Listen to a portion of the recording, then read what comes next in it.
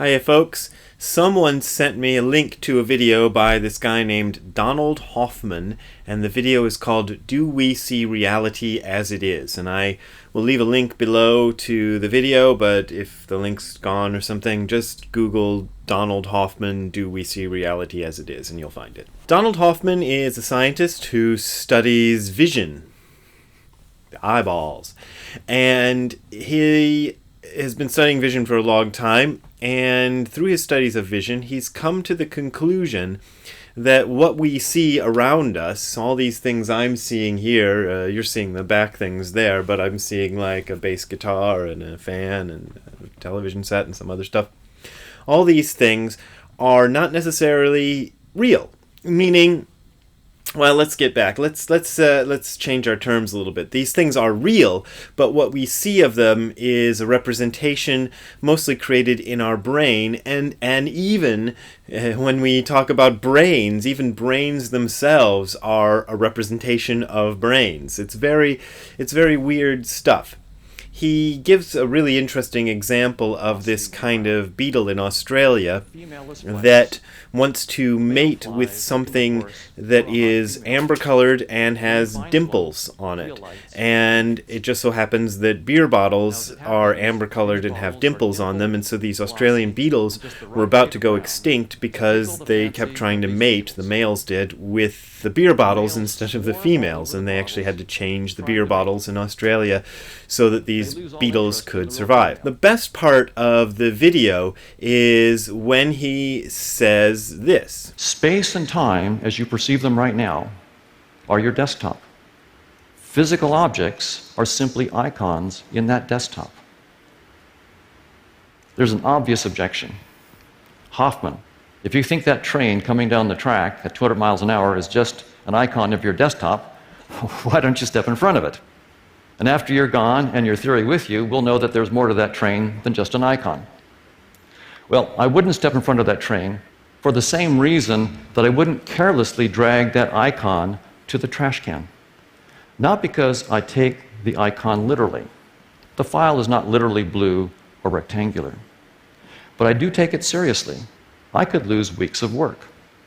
Similarly, evolution has shaped us with perceptual symbols that are designed to keep us alive. We better take them seriously. If you see a snake, don't pick it up. If you see a cliff, don't jump off. They're designed to keep us safe, and we should take them seriously. But that does not mean that we should take them literally. That's a logical error. Another objection. Now, there's nothing really new here. Physicists have told us for a long time that the metal of that train looks solid, but really it's mostly empty space with microscopic particles zipping around. There's nothing new here. Well, not exactly.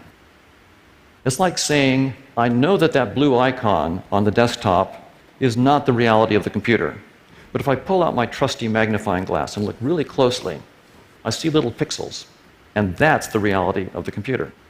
Well, not really. You're still on the desktop, and that's the point. Those microscopic particles are still in space and time. They're still in the user interface.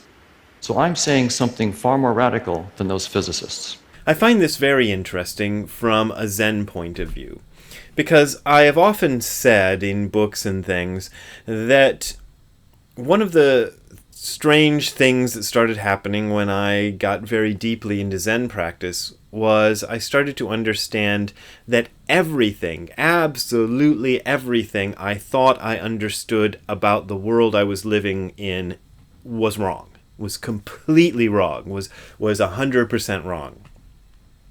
And what this Donald Hoffman dude is getting into in the video is kind of the same idea.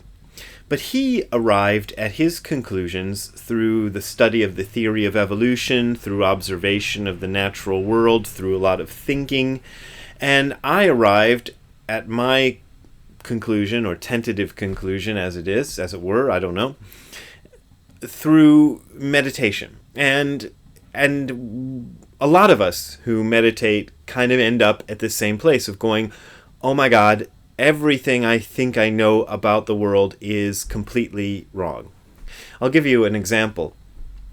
One time I was sitting listening to one of Nishijima Roshi's talks in Tokyo University, where he gave his talks, and he was scheduled to go to Israel to give a talk there. He went to Israel a few times to give talks. And he said something like, tomorrow I will get on a plane, and I will sit on the plane for a few hours, and then I will be in another country on the other side of the world.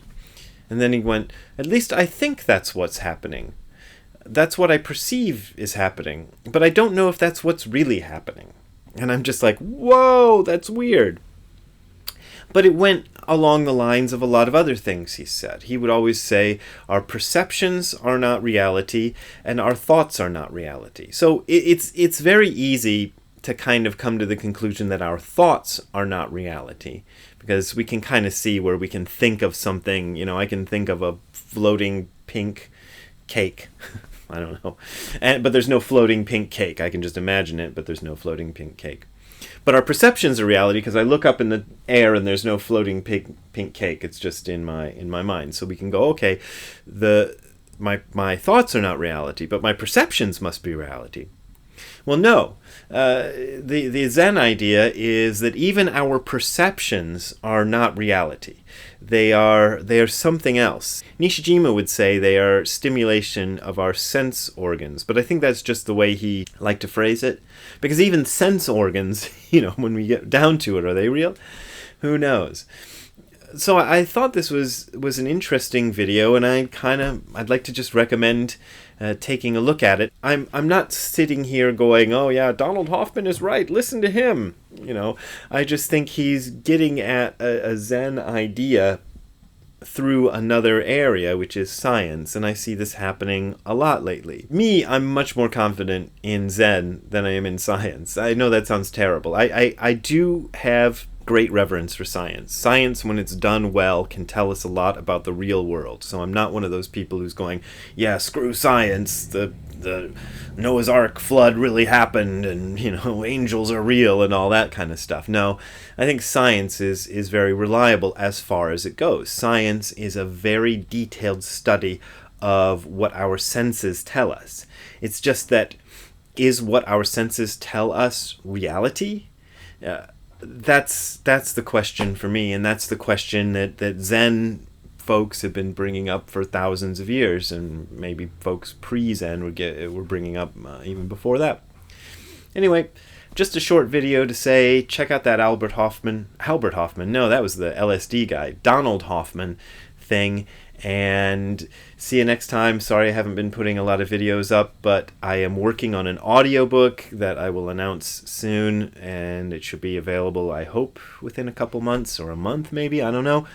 And so that's why I haven't been doing videos. Thanks a lot for watching. Places to donate to me while I don't do videos are below, Patreon and PayPal. Thanks a lot. See you next time.